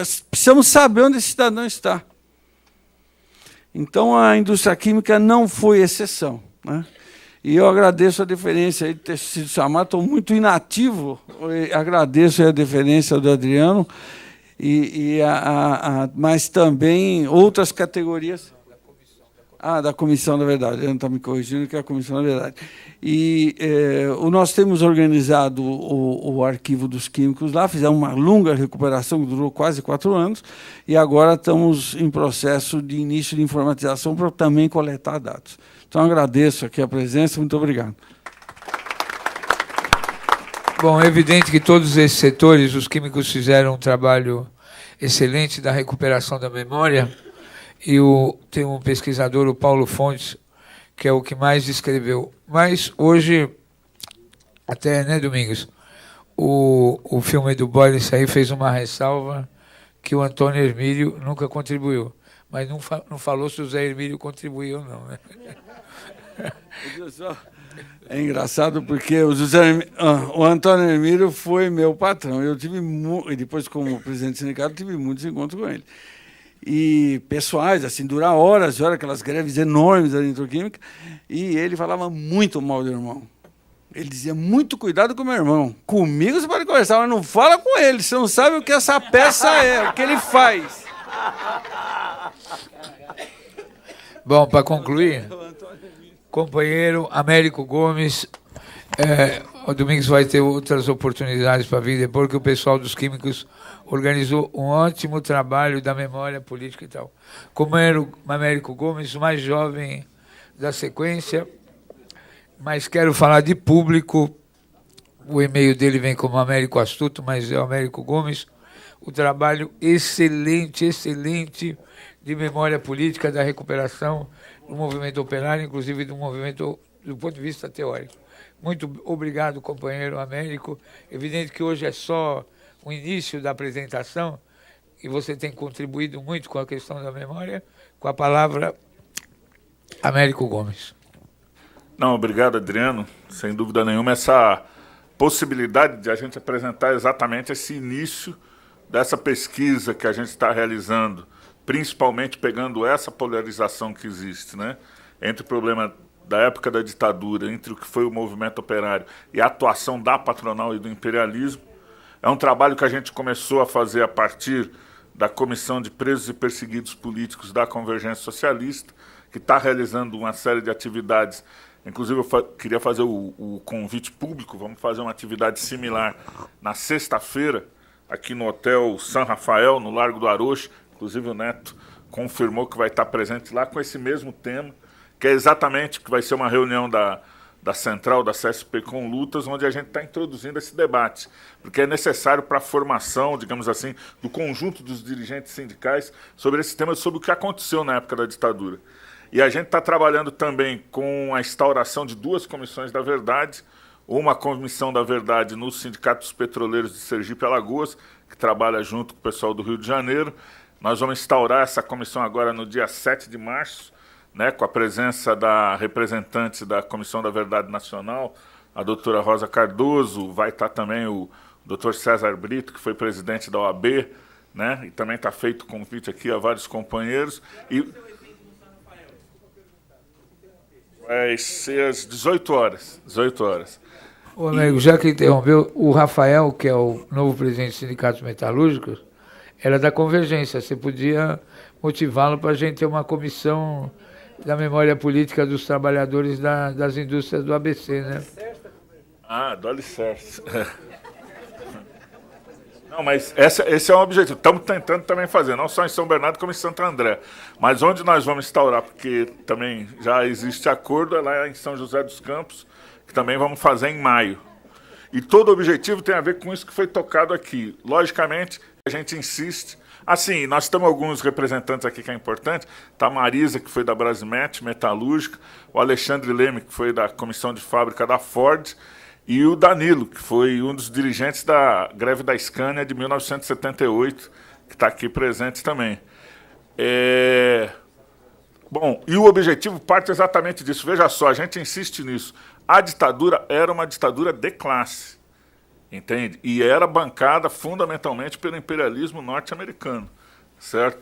Todos os planos que foram feitos aqui, toda a trama do golpe teve a ver com o Departamento do Estado, com a Embaixada dos Estados Unidos, como foi citado aqui, e isso, houve uma operação comum, que era a Operação Brother Sun, que inclusive o imperialismo norte-americano já preparou seus navios para sair do Panamá, para vir para a costa brasileira, no caso de existir resistência do movimento contra o golpe militar. E isso tem a ver porque existia esse envolvimento das grandes multinacionais nisso. Não é à toa que um dos primeiros presentes, né, que o governo Castelo Branco dá para o imperialismo e para os patrões é em 1966, com o fim da estabilidade do emprego, a instauração do Fundo de Garantia, que foi o grande presente para a patronal, né? Porque a partir daí os trabalhadores, ao perderem a estabilidade, ficaram reféns na mão da patronal e se criou esse Fundo de Garantia por Tempo de Serviço, que, digamos assim, foi uma grande poupança, né, para aplicação, inclusive nessas grandes indústrias que estão aí. Então, eu acho que isso é muito importante, eu acho que é fundamental como primeiro passo, porque nós defendemos que não só nós temos que apurar a verdade e ter a memória, mas também tem que ter a punição desses, não só dos agentes de Estado, né, mas também dos financiadores da campanha. Isso é fundamental, e é por isso que, por exemplo, a atuação nossa na comissão é ver quem eram os trabalhadores que foram prejudicados pela ditadura. Esse é o levantamento que nós queremos fazer, né, nos setores.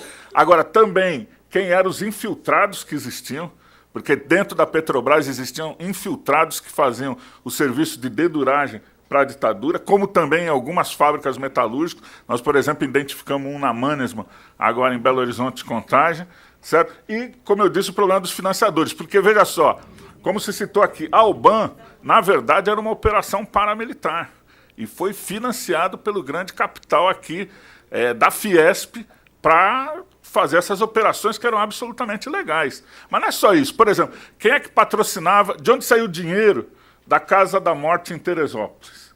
Ou em Petrópolis? De onde saiu o dinheiro para o sítio do Fleury, lá o chamado 31 de março? Quem que comprou isso? Entende? De onde saiu o dinheiro para se comprar isso? O próprio Cláudio Guerra, no seu livro, diz que, por exemplo, os agentes do Estado tinham contas clandestinas nos bancos. Ele cita diretamente o Banco Mercantil, onde eles tinham uma conta clandestina para receber o dinheiro dos aportes dos caixinhas que eram recolhidos pela burguesia. E os 175 milhões do Tribunal Regional, que era tesoureiro da Operação Madeira. Está lá o velhinho, lá na casa dele, gozando. Fala no microfone. Na casinha dele, né? O senador Roberto Campos, o senador biônico Roberto Campos, que comprou o Banco Comercial de Não, exatamente. É esse clima que dá, porque são muitas... A ligação do imperialismo norte-americano, por exemplo, o problema do Magalhães Pinto, que era o dono do Banco Nacional, que com aquele que era o representante militar aqui no Brasil, como é, o Vernon Walters, né? Que depois ficou comprovado que era agente da CIA e tudo mais, e que trouxe o Dan Mitrione, bancado pelo Magalhães Pinto, para treinar a Polícia Militar de Minas Gerais nas operações de tortura e tudo mais. Então, quer dizer, todo esse tipo de operação e essa vinculação, em primeiro lugar, tem que vir a público. É necessário que o conjunto da população e do povo brasileiro saiba quem é que bancou isso e quem ganhou com a ditadura militar, certo? Que é isso que se citou assim. Aqui tem gente que está ganhando até hoje, por exemplo, o Sebastião Camargo, que é citado, né, na apresentação que foi feita, é da Camargo Corrêa. E a Camargo Corrêa está até hoje fazendo grandes contratos. Ou o Norberto Odebrecht, que era amigo de vários ditadores também, e que a sua empresa continua até hoje fazendo esses contratos. E digo mais, a Ultragás, que hoje está em parceria com a Petrobras, certo? Construindo indústria no polo petroquímico lá da Comperj, por exemplo, no Rio de Janeiro. Quer dizer, mantém ligações, inclusive, com as estatais brasileiras e levando vantagem nisso. Então, nós achamos que tem que ser colocado isso a público, mostrar que esses grandes empresários estão ganhando dinheiro até hoje e alguma coisa tem que ser feita. Porque não pode ser que os caras agiram assim na ditadura, ganharam muito dinheiro, Folha de São Paulo, como se disse aqui também, certo? E até hoje continua ganhando. Então, acho que esse é um trabalho fundamental. Por fim, por causa do tempo, queria apresentar já um início desse trabalho que a gente está fazendo. Alguns documentos que a gente quer apresentar para a Comissão da Verdade aqui no Estado de São Paulo, entende? Depois a gente até faz as formalidades, mas apresentar aqui, entregar para o Adriano nesse sentido. Por exemplo, a relação dos bancários, inclusive, que foram presos na greve de 1979, uma listagem que foi feita entre a Polícia Civil do Estado e os banqueiros, certo? Da mesma forma, a listagem da mesma greve que foi feita pelo órgão de inteligência do Exército, né? Aqui também documentos onde a Petrobras informava os aparatos de repressão sobre os seus funcionários, certo? Um outro documento que é da Telebrás, que informava, para vocês terem uma ideia, é a Assessoria de Segurança e Informação, certo? Que responde aos pedidos de buscas que são feitos pelos aparatos de repressão. A Embratel, mesma coisa nesse sentido. Lembrando também que todos esses documentos também foram obtidos no Arquivo do Estado, que também está fazendo, como o Neto falou, né? Minha vista também. Assessoria de Segurança e Informação da Embratel, infiltração comunista no setor de administração pública. Esse é o relatório que a Embratel fazia para os aparatos de repressão, certo? Das empresas metalúrgicas de Minas, também é um relatório. O Neto citou, né, as fichas da Monarch que eram entregues para o DOPS, né? Inclusive, como ele disse, a minha está aqui, a do Mancha e do japonês, né? Tivemos lá o Tony, na greve de 82 na Monarch, e ela fornecia diretamente, né, aos aparatos de repressão toda a relação.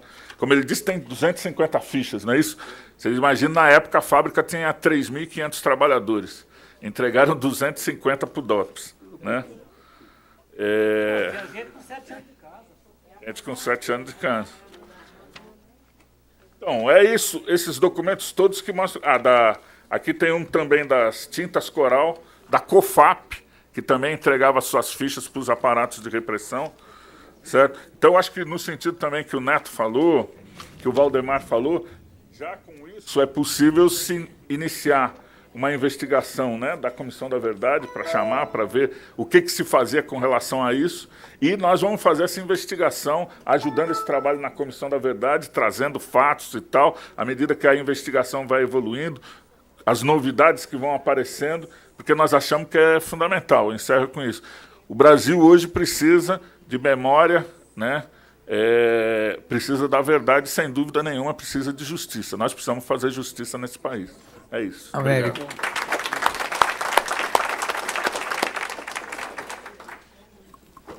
Antes da gente encerrar, queria te pedir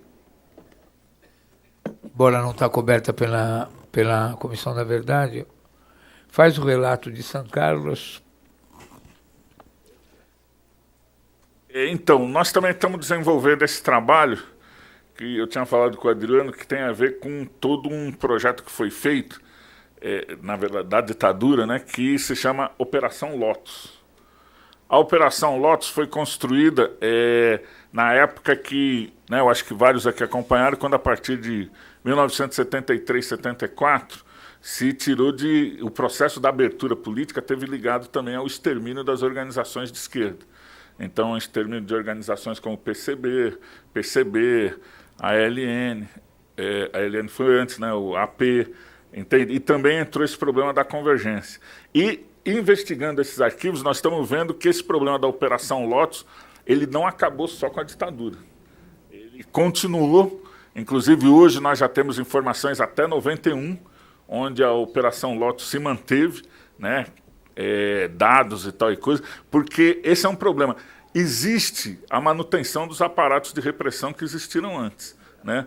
Nós estamos acompanhando essa evolução toda para chegar exatamente no assassinato dos nossos companheiros em 94, que foram José Luiz e Rosa Sanderman, né, que eram dirigentes do movimento sindical, tanto o Zé Luiz funcionários da universidade, a Rosa uma dirigente política, da Convergência, e que foram assassinados na sua casa, né, brutalmente assassinados. E nós estamos fazendo esse link que tem a ver exatamente com essa continuidade do aparato de repressão e as perseguições que, inclusive, existiram, não só contra a Convergência, mas outros. Por exemplo, esse problema, tecnicamente, vamos dizer assim, né, o Salvador falou da greve, da mobilização que houve em 85, mas vocês vejam o seguinte, tecnicamente a ditadura acabou em 1988, né? Agora, logo depois, 1 mês e meio, 2 meses depois, teve o massacre da CSN, entende? E o que significou isso, né? Significa isso, que a estrutura... digamos assim, foi uma vitória, logicamente, dos trabalhadores, da população brasileira, a queda da estrutura, mas nós precisamos acabar com as instituições que foram criadas pela ditadura, que se mantém até hoje, desde o seu corpo legislativo e dos seus aparatos de repressão também. Então, eu acho que isso faz parte, o projeto é apresentar, nós estamos trabalhando isso, também apresentar na Comissão da Verdade um relatório com relação a isso. Bom, vamos indo ao encerramento, né? Porque as pessoas aguardaram disciplinadamente até o encerramento. Quero pedir desculpa do atropelo do início para tentar fazer a recomposição da memória do movimento operário. Salvador, eu queria te dizer o seguinte. Tem um companheiro chamado Enzo Luiz Nico Júnior e um outro, Everaldo Gonçalves, que mapeiam tudo sobre o Curió pós... Então, a companheira Petit aqui, da família Petit, dos desaparecidos da Araguaia, Curió pós-ditadura. Deixa eu falar direito. Curió pós-ditadura. Tomara é geólogo, vamos incluir ele nessa comissão. O Curió, até hoje, é o maior controlador dos garimpos da Amazônia. Hoje. Só não vou poder falar no microfone sobre quem é os dois grandes protetores, os grandes dois políticos protetores da região norte, que o acobertam e dão as concessões dos garimpos para ele explorar livremente e circular com essas mercadorias pela Amazônia. Então, não é muito difícil, os dois estão no mesmo estado. Então, Salvador, meu querido Salvador, e um manda para Chuchu lá no Ministério. Então é o seguinte, Salvador, o Curió é o maior exemplo de crime continuado. Que além da questão do Araguaia, ele vai para a Serra Pelada, monta aquele garimpo todo. Além do pessoal que morreu nesse dia aí, que você se referiu, morreu o tempo todo. É o maior exemplo de trabalho escravo no século XX. E, repito, ele continua controlando. Por isso que garimpo não tem controle. Entendeu?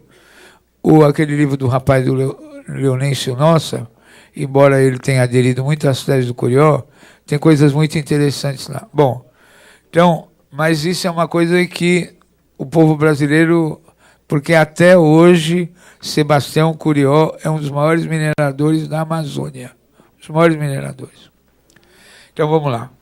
Agradecendo, viu, companheiros, vocês que se dedicam praticamente, Neto, Astuto, Domingos e Valdemar, todos os companheiros da oposição que se dedicam a isso. Você precisa contar essa história dos queixadas.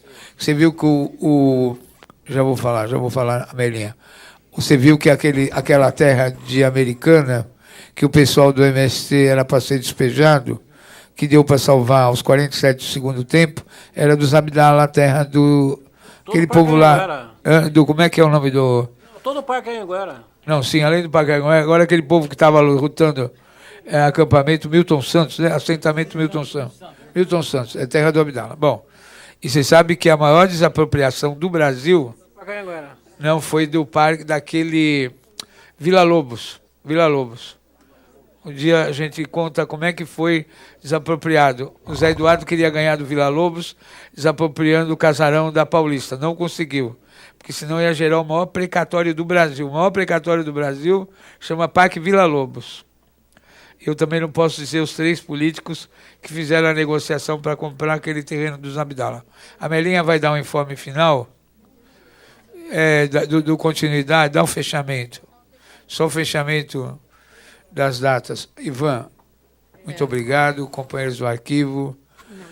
Isso, vários companheiros se referiram a mim, só estou coordenando o trabalho. A Comissão da Verdade do Estado de São Paulo é um trabalho conjunto do Ivan Seixas, da Melinha, do Renan, da Thaís, da Tatiana, do Coba, da Vivian, e se não cometi nenhuma injustiça, conclua, Melinha, por favor. Não, eu só queria concluir mesmo com as propostas. Primeiro, eu queria pedir assim, autorização para todas as pessoas que prestaram depoimentos aqui, que essas informações pudessem ser usadas, né, para esse subsidiar o relatório que essa comissão deve produzir.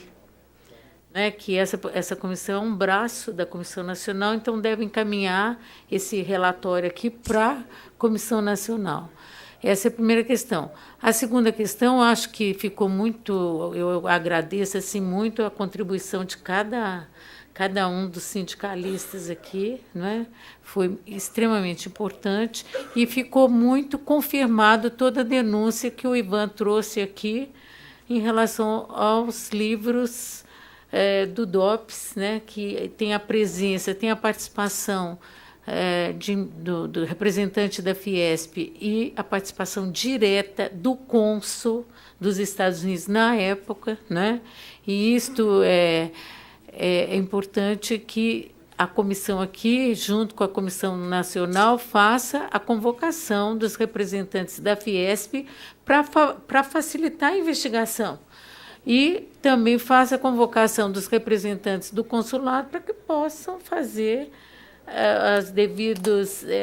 fortalecer esse processo investigatório, porque aqui nós temos que estar avançando nesse processo de encontrar a verdade, né? Nós estamos buscando a verdade. Eu acho que todo mundo aqui contribuiu muito. E, por último, eu só queria lembrar que hoje eu estou assim, emocionada desde ontem, que eu vi pela primeira vez... Olha, nós trabalhamos... Eu sou da Comissão de Familiares de Mortos e Desaparecidos Políticos. E tem um desaparecido político que nem a foto dele nós tínhamos. Há muito tempo nós buscamos informação, que é o Francisco Manuel Chaves, um negro, marinheiro, chegou a ser marinheiro, e que até nós descobrimos que ele era mineiro, né? Porque a gente achava que ele era carioca. Sempre nós trabalhamos com essa ideia.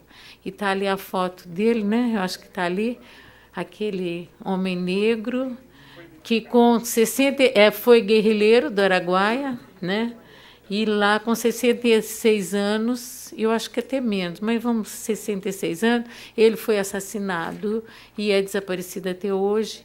Nós buscamos restos mortais, parece que nós vamos encontrar, né, esses restos mortais. Parece que o dele vai ser uma grande vitória, porque tem muitos anos que nós buscamos o rosto dele. Ele é um desaparecido sem rosto, e agora ele tem um rosto.